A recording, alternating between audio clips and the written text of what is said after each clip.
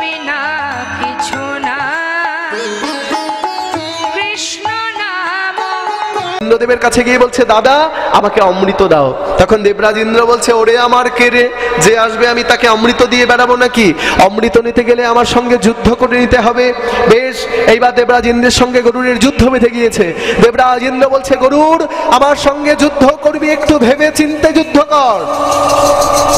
আমার কাছে রয়েছে কিন্তু দধিচি মুনির হাড় দিয়ে তৈরি, যার নাম বজ্র। ওই বজ্র যদি একবার তোর দিকে আমি নিক্ষেপ করি, তোকে কিন্তু প্রাণে মেরে ফেলবে। আমি মরবো, প্রস্তুত প্রস্তুত আমি, কিন্তু যে করেই হোক আমাকে অমৃতের হাড়ি নিয়ে যেতেই হবে। এইবার দেবরাজ ইন্দ্রের সঙ্গে গরুরের যুদ্ধ বেঁধে গিয়েছে।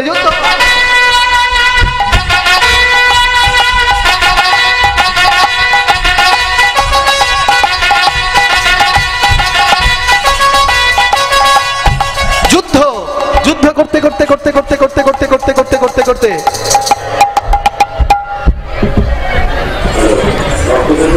আস্তে বসো।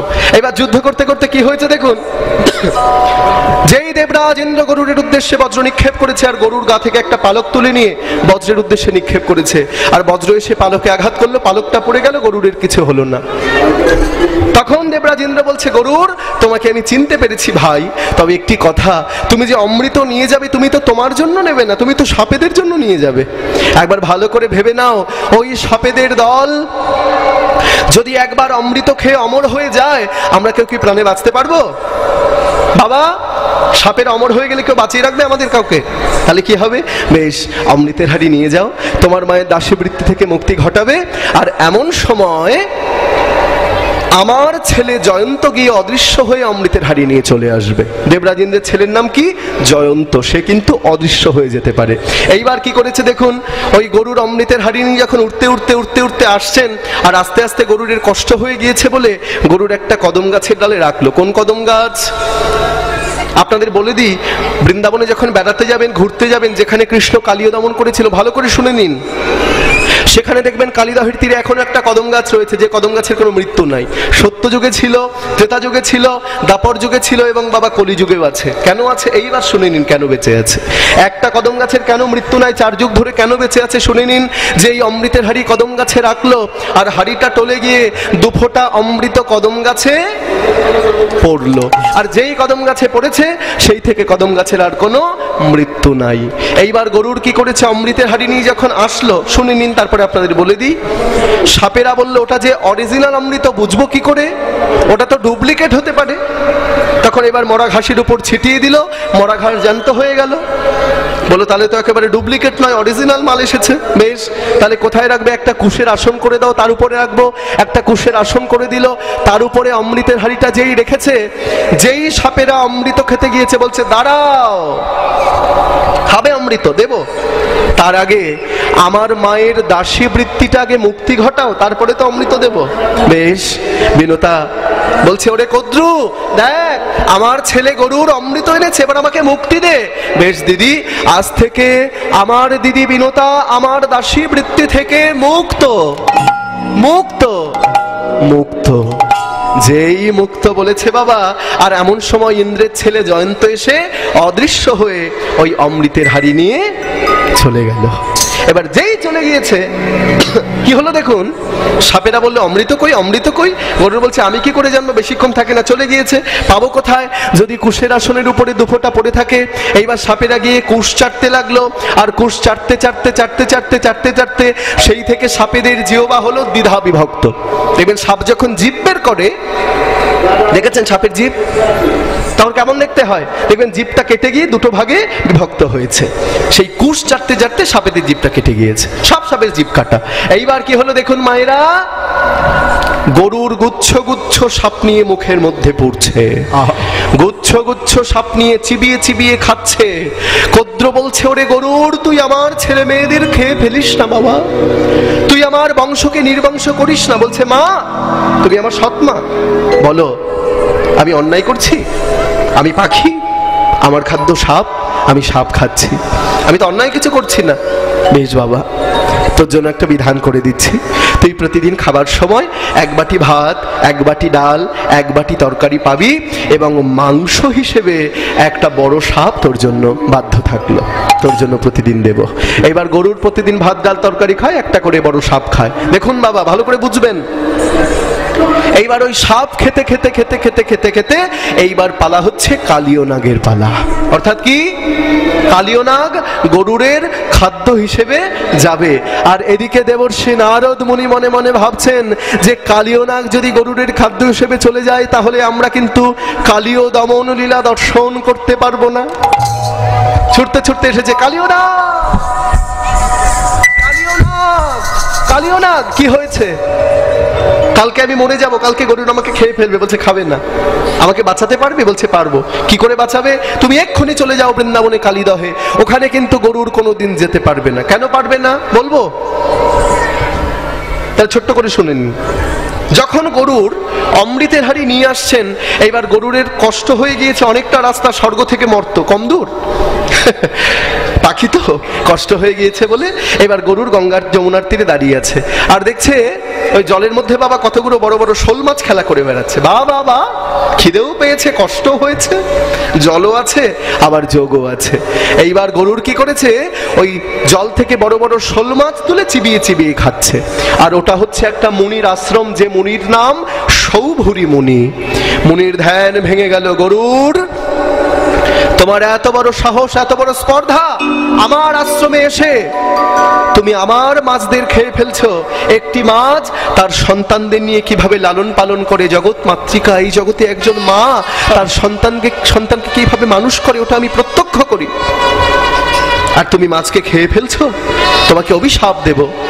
মুনিবর, অভিশাপ দেওয়ার আগে একটু বুঝে শুনে অভিশাপ দিন। আমি তো অন্যায় কিছু করিনি, আমি পাখি, আমার খাদ্য মাছ, আমি মাছ খেয়েছি। আর যদি জানতাম এটা আপনার আশ্রম, আমি এখানে আসতাম না। বেশ গরুর, আজকের মতো তোমাকে ক্ষমা করে দিলাম, কিন্তু এরপর যদি কোনোদিন তোমাকে এইখানে দেখি, তোমার মুখ থেকে রক্ত উঠে তুমি মারা যাবে। সেই জন্য কিন্তু গরুর কোনোদিন যেতে পারবে না সেখানে, মুনি অভিশাপ দিয়ে দেবে। আর সেই জন্য কালীয়নাগকে পাঠিয়ে দিল সেইখানে। এইবার কালীয়নাগ রয়েছেন, আর ওই কালীদহের বিষ জল পান করে কি হলো মায়েরা, বিষ জল পান করে শ্রীরাম সুদাম বিষ জল খেয়ে সবাই পরে ঢলি ঢলি, পরে ঢলি ঢলি। আর বিষ জল খেয়ে সবাই পরে ঢলি ঢলি, পরে ঢলি ঢলি। বলি প্রাণে মোলাম ভাই কানাই, প্রাণে মোলাম ভাই কানাই, অচেতনে পরে ঢলি, অচেতনে পরে ঢলি। ওরে প্রাণে মোলাম ভাই কানাই, অচেতনে পরে ঢলি, অচেতনে পরে ঢলি।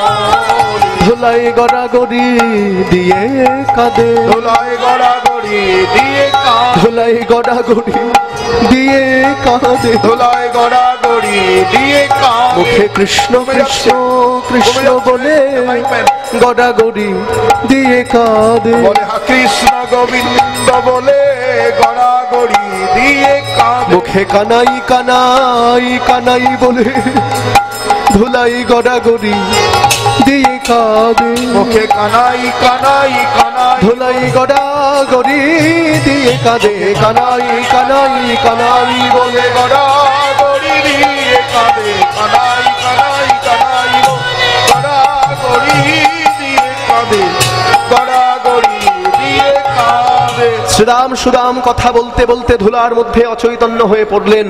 যারা গরু বাছুর ছিল তারাও অচৈতন্য হয়ে পড়লেন। ভগবান গোবিন্দ মনে মনে ভাবছেন, কি ভাবছেন? কেউ মনে হয় আর প্রাণে বেঁচে নাই। আমার সখাগণ, আমার গরু বাছুর, তারা প্রত্যেকে বিষ জল পান করে প্রত্যেকেই প্রাণ হারিয়েছে। লক্ষ্য করবেন, ভগবান কৃষ্ণ আজকে এসে দাঁড়িয়েছেন কালীদহের তীরে। দেখছেন কালীদহের তীরে অচৈতন্য পড়ে আছে সুবল, কালীদহের তীরে অচৈতন্য হয়ে পড়ে আছে শ্রীরাম। সুবল মধুমঙ্গল ছুটতে ছুটতে গিয়ে বলছে, ওরে শ্রীরাম একবার কথা বল, ওরে সুবল একবার কথা বল, কি হয়েছে তো, একবার কথা বল ভাই, একবার আমাকে কানাই বলে ডাক। কেউ আর কথা বলছে না। বিষ জল পান করে তারা প্রত্যেকেই প্রাণ হারিয়েছে বাবা। অনুভব করুন তারা কৃষ্ণকে কত ভালোবাসে, কৃষ্ণকে কত ভালোবাসে যে কৃষ্ণ কৃষ্ণ বলতে বলতে তারা প্রাণ হারিয়েছে। আহা, ভগবান কৃষ্ণ সবার অঙ্গের পদ্মহস্ত বুলিয়ে দিলেন, সবা কারো অঙ্গে পদ্মহস্ত বুলাইল, নিদ্রিত বালকের মতো উঠে দাঁড়াইল। ভগবানের যেই পরশ পেয়েছে, আর ভগবানের পরশ পেয়ে সখাগণ তারা একটা ঘুমন্ত বালক, একটা ঘুমের শিশু যেমন ওঠে, তারা ঠিকভাবে ঘুম থেকে উঠেছে। আর ঘুম থেকে উঠে বলছে, ওরে কানাই, আমরা জানতাম না যে ওটা বিষ জল, বিষ জল পান করলে আজকে আমরা প্রাণে মরতাম না, কিন্তু তুই আমাদের প্রাণে বাঁচিয়েছিস, তাকিয়ে দেখ। শ্রীরাম বলে, ভাই কানাই দেখ রে নয়নে, নবলক্ষ ধেনুবৎস মরিয়াছে প্রাণে। দেখেছেন, আমাদেরকে প্রাণে বাঁচিয়েছিস, কিন্তু তোর গরু বাছুর যে এখনো প্রাণে বাঁচেনি, তারা তো প্রাণে মরে রয়েছে। ভগবান কৃষ্ণ কি করলেন? এ বলো শুনিয়া কানাই ধাইয়া চলিল, এ বলো শুনিয়া কানাই ধাইয়া চলিল, আবার এ বলো শুনিয়া কানাই ধাইয়া চলিল, এ বলো শুনিয়া কানাই ধাইয়া চলিল। নবলক্ষ ধেনু বৎসে প্রাণদান দিল, নবলক্ষ ধেনু বৎসে প্রাণদান দিল। তাদের আনন্দ আর ধরে না রে, আনন্দ আর ধরে না রে, আনন্দ আর ধরে না রে, আনন্দ আর ধরে না রে, আনন্দ আর ধরে। তারা গো গো গো গো গো গো করে, আনন্দ আর ধরে না। তারা গো গো গো গো গো গো করে, আনন্দ আর ধরে না রে, গো গো গো গো গো গো করে, আনন্দ আর ধরে না রে। তাদের কি আনন্দ দেখুন, তারা আনন্দে নৃত্য করছেন। আর এমন সময় শ্রীরাম সুদাম বলছে, কানাই ওই দেখ, কালিন্দির ওই দহে কালিও নাগ তাহে রহে, বিশ্বজল দহন সমান। ইহারও উপরে বায় কোন পাখি যদি উড়ে যায়, আমি বাংলা করে আপনাদের বুঝিয়ে দিচ্ছি। বলছে ওই যে কালিদহের জলে যে কালিও নাগ বাস করছে, মায়েরা ভালো করে বুঝবেন, কালিও নাগের এত বিষ, ওই কালিদহের উপর দিয়ে যদি একটা পাখি উড়ে যায়, সেই পাখিটাও কিন্তু প্রাণ হারাবে, তাহলে এত বিষ। আর এমন সময় কি হয়েছে মায়েরা দেখুন, সবাই যখন ওদিকে তাকিয়ে আছে, আর সেই সুযোগে ভগবান কৃষ্ণ মনে মনে ভাবছে, আর দেরি করা চলবে না, যা করার এক্ষুনি করতে হবে, এক্ষুনি আমাকে কালিয়ে দমন করতে হবে। এই বলে ভগবান কৃষ্ণ কি করেছেন? হেরি যদু নন্দন দুষ্ট সর্প দমন, হেরি যদু নন্দন দুষ্ট সর্প দমন, হেরি যদু নন্দন দুষ্ট সর্প দমন, হেরি যদু নন্দন দুষ্ট সর্প দমন। উঠিলেন উঠিলেন কদম্বের ডালে, উঠিলেন কদম্বের ডালে, উঠিলেন কদম্বের ডালে। এক লাফ দিয়ে কৃষ্ণ কদম গাছের ডালে উঠেছে। এইবার কদম গাছের ডালে উঠে কি করলো? তাহারই উপরে চড়ি ঘনমাল ষাট মারি, তাহারই উপরে চড়ি ঘনমাল ষাট মারি, তাহারই উপরে চড়ি ঘনমাল ষাট মারি, তাহারই উপরে চড়ি ঘনমাল ষাট মারি। এই দেখুন আস্তে, একটা যে ওন্না ছিল, ওন্নাটা ভালো করে কোমরে, তাহারই উপরে চড়ি ঘনমাল ষাট মারি, তাহারই উপরে চড়ি ঘনমাল ষাট মারি, তাহারই উপরে চড়ি ঘনমাল ষাট মারি, তাহারই উপরে চড়ি ঘনমাল ষাট মারি। ঝাঁপ দিল ঝাঁপ দিল ঝাঁপ দিল কালিদহ জলে,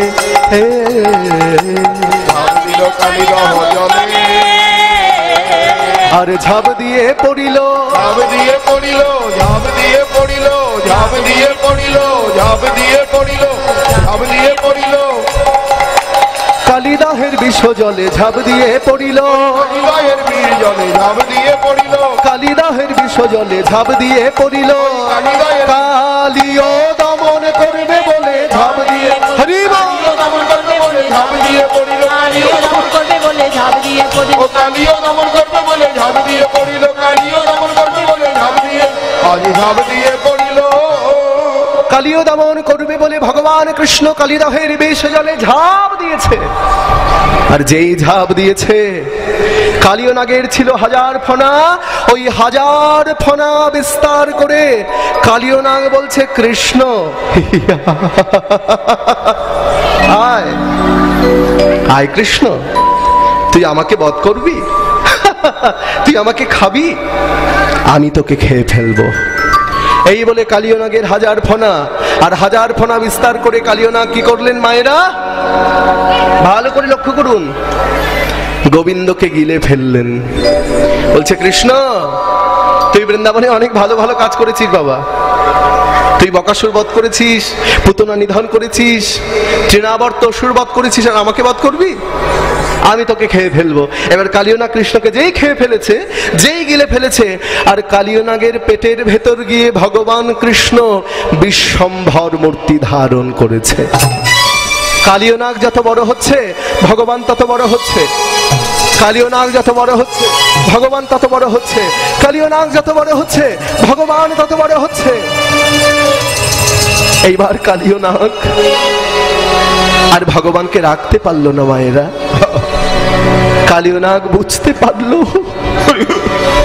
এ আর কেউ নয়, এ হচ্ছে বৃন্দাবনের ভগবান, এ হচ্ছে বৃন্দাবনের কৃষ্ণ,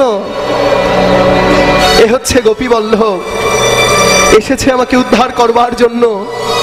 তাই কালিয়নাগের ছিল 16 মণ বিষ। সেই 16 মণ বিষ কালিয়নাগ গোবিন্দের অঙ্গে দিয়ে দিলেন বাবা। আর যেই গোবিন্দের অঙ্গে দিয়ে দিয়েছে, গোবিন্দ বলছে, কালিয়, তোমার দেহের বিষ তুমি আমার অঙ্গে দিলে কেন? ভগবান, তুমি তো সাজিয়ে রেখেছ কাউকে রাজা, কাউকে প্রজা, কাউকে ধনী, কাউকে মানি, আমাকে দিয়েছ বিষ। দয়াময়, আমি সুধা কোথায় পাবো? তাই তোমার দেওয়া বিষ আমি তোমার চরণে উৎসর্গ করে দিলাম। চরণ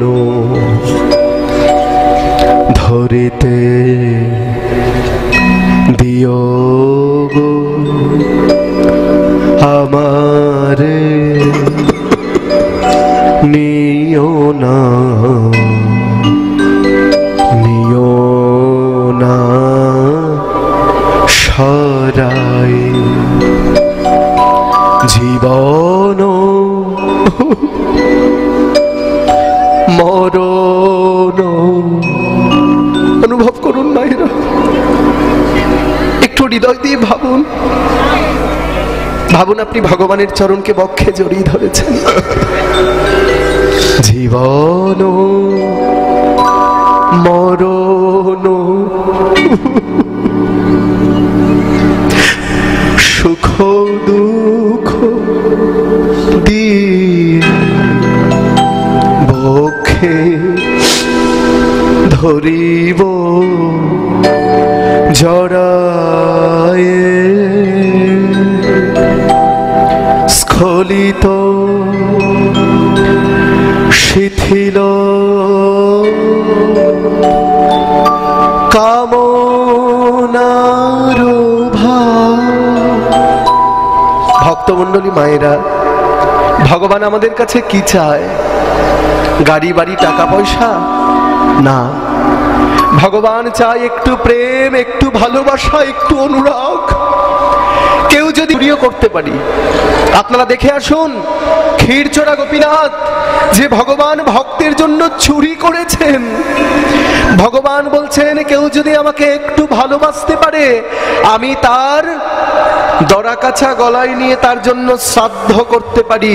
আপনারা দেখে আসুন বর্ধমান জেলার অগ্রদ্বীপের গোপীনাথ, যে ভগবান গোপীনাথ স্বয়ং নিজে গোবিন্দ ঘোষে শ্রাদ্ধ কর্ম করেছেন, আজও করেন। নিতাই গৌর হরি বল। তাহলে ভগবান একটু চাই ভালোবাসা, একটু প্রেম। ভগবানকে যদি একটু প্রেম দিয়ে, একটু ভক্তি দিয়ে ডাকার মতো ডাকা যায়, তাহলে 2 দিন নয়, 3 দিন নয়, 4 দিন নয়, মনে রাখবেন একদিনেই কিন্তু ভগবানের চরণে পৌঁছানো যাবে। স্খলিত শিথিল কামনার ভাব, বহিয়া বহিয়া ফিরি কত নিজ হাতে তুমি গেথে নিও, ফেলো না ছড়ায়ে চরণ ধরিতে বিয়োগ আমারে নিও না সরাই। নিতাই গৌর প্রেমানন্দে হরি হরি বল। তাই আজকে কি হয়েছে দেখুন, ভগবান কৃষ্ণ যেই জলে ঝাঁপ দিয়েছেন, আর যারা তীরে দাঁড়িয়েছিলেন, কে দাঁড়িয়েছিল? তীরে দাঁড়িয়েছিলেন সখাগণ। সখাগণ কানাই কানাই কানাই বলে চিৎকার করছে, কানাই কি হয়েছে তোর? এই তো ভালো ছিলি, কেন বিষ জলে ঝাঁপ দিলি? যে জল পান করে আমরা প্রত্যেকেই প্রাণে মরেছি, আর সেই বিষ জলে তুই ঝাঁপ দিয়েছিস। তোকে মনে হয় আর আমরা বাঁচাতে পারবো না, কারণ আমরা মরে গেলে তুই আমাদের বাঁচাতে পারিস, কিন্তু তুই মরে গেলে আমরা তোকে বাঁচাতে পারবো না। তুই ভগবান, আমরা হলাম ভক্ত। তাহলে সন্তানের যদি কোনো বিপদ হয়, প্রথমে কে জানতে পারে? মা।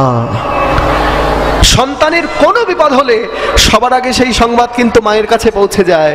মা কিন্তু আগে থেকেই অন্তরে জানতে পারেন। গোপাল জলে ডুবে গিয়েছে বলে মা ছিলেন ঘরের মধ্যে। লক্ষ্য করুন, ঘর থেকে মা বাইরে বেরিয়ে এসেছে, আর বাইরে বেরিয়ে এসে দেখছে সর্বনাশ, সমস্ত বৃন্দাবন আজকে অন্ধকার হয়ে গিয়েছে। দিবসে আধার গোকুল নগর, আধার গোকুল নগর, দিবসে আধার গোকুল নগর, দিবসে আধার গোকুল নগর, সঘনে কাপয়ে মহি।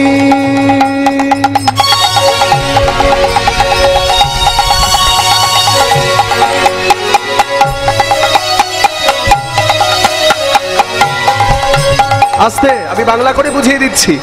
দিবসে আধার গোকুল নগর, অর্থাৎ বৃন্দাবনে অন্ধকার ঘনিয়ে এসেছে। সঘনে কাপয়ে মহি, অর্থাৎ বৃন্দাবনে আজকে মাটি কাঁপছে। কেন? ওই যে ভগবান কৃষ্ণ কালিয়নাগের প্রতিটি ফড়াই গিয়ে পদাঘাত করছেন। বৃন্দাবনে আজকে মাটি কেঁপে উঠছে। সঘনে কাপয়ে মহি, আর মা কি দেখছেন? বলি রুধির বরিখে আখির নিমিখে সবাই হেরোয়ে ওহি।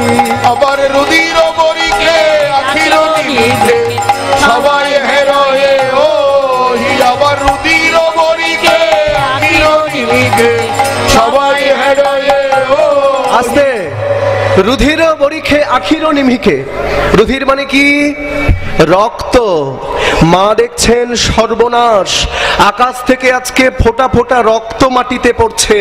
বৃন্দাবনে আজকে রক্ত বৃষ্টি হচ্ছে। কেন? ভগবান কৃষ্ণ কালিয়নাগের প্রতিটি ফণায় গিয়ে পদাঘাত করছেন, আর কালিয়নাগের মুখ থেকে রক্ত বেরিয়ে সেই রক্ত আকাশে উঠে তবে বৃষ্টির আকারে বৃন্দাবনে ঝরে ঝরে পড়ছেন।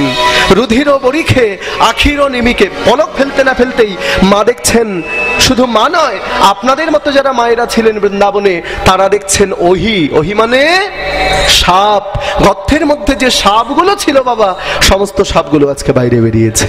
কেন বেরিয়েছে?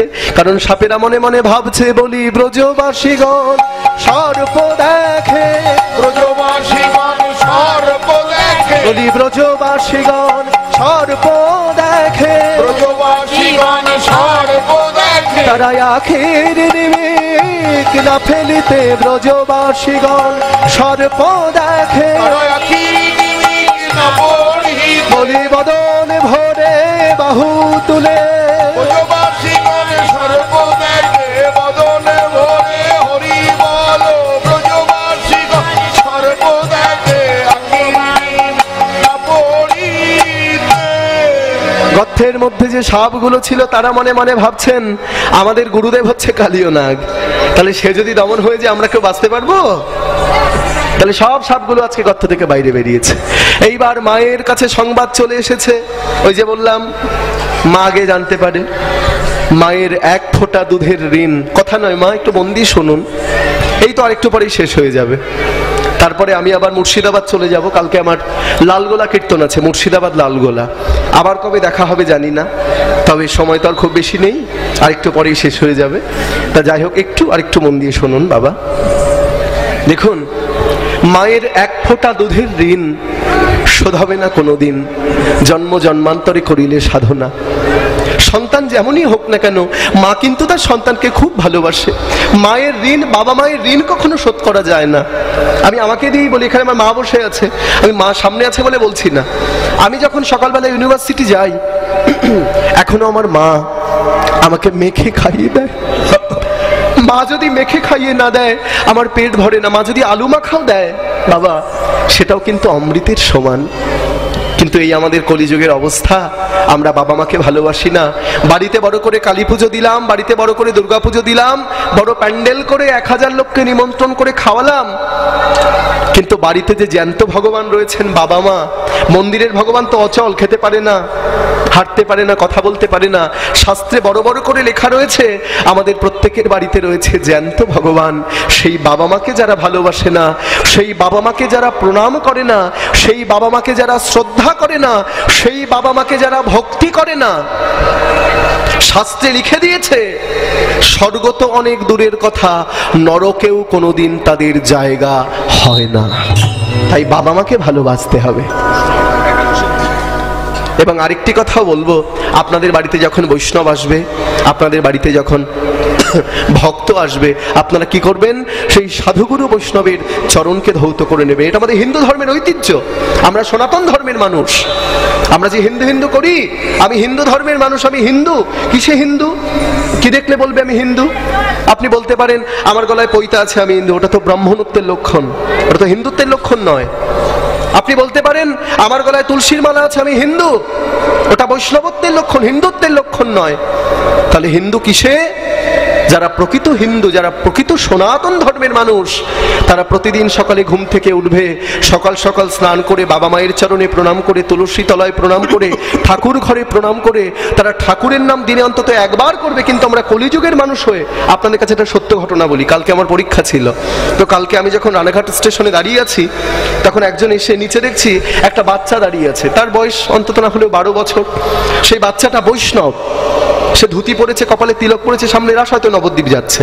তখন একটি লোক আমার পাশে দাঁড়িয়ে বলছে দাদা দেখুন তো, ওই যে একটা ছেলে, ছোট্ট বাচ্চা, ওর বাবা মা কেমন ওকে লেখাপড়া না শিখিয়ে এত ছোটবেলাতেও একটা ছোট্ট ধুতি পরিয়ে দিয়েছে, একটা গলায় মালা পরিয়ে দিয়েছে, তিলক পরিয়ে দিয়েছে। তখন আমি ওনাকে বললাম যে আপনি কোন ধর্মের মানুষ? বলছে আমি ব্রাহ্মণ ধর্মের মানুষ। আমি ব্রাহ্মণ, আমি ভট্টাচার্য।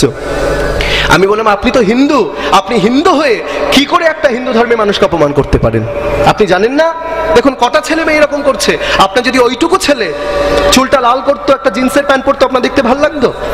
ও যে ছোটবেলা থেকে ভগবানের নাম করছে, আপনাকে উৎসাহ দেওয়া উচিত। আমরা হিন্দু ধর্মের মানুষ, সনাতন ধর্মটা আস্তে আস্তে এই জন্য হারিয়ে যাচ্ছে। আমাদের প্রত্যেককে এগিয়ে আসতে হবে, ছোট থেকে সন্তানদের শিক্ষা দিতে হবে। আপনাদের বাড়িতে যে ছোট ছোট ছেলে মেয়েরা আছে, আপনাদের বলে দিয়ে কথাগুলো একটু চলে আসে, ওই জন্য বলছি বাবা, কিছু মনে নেবেন না।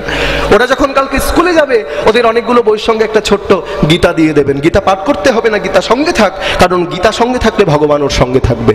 কারণ গীতায় যেগুলো লেখা আছে ওটা আপনার আমার মুখের কথা নয়, ওটা ভগবান শ্রীকৃষ্ণের মুখ নিঃসৃত বাণী। মহাভারতের যুদ্ধ হয়েছে 18 দিন ধরে, আর গীতার অধ্যায় কিন্তু 18টি অধ্যায়, প্রতিদিন এক অধ্যায়ের জন্ম হয়েছে।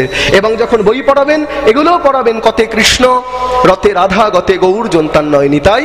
এবং বাড়িতে যখন বৈষ্ণব আসবে, আপনারা সেই বৈষ্ণবের চরণ ধৌত করবেন, তাকে প্রণাম করবেন, কারণ সাধু গুরু বৈষ্ণবের চরণ ধৌত জল সর্বতীর্থের ফল, সেই জলকে তুমি করেছো সম্বল। তাই আজকে কি হলো দেখুন মায়েরা, আর কত সময় আছে?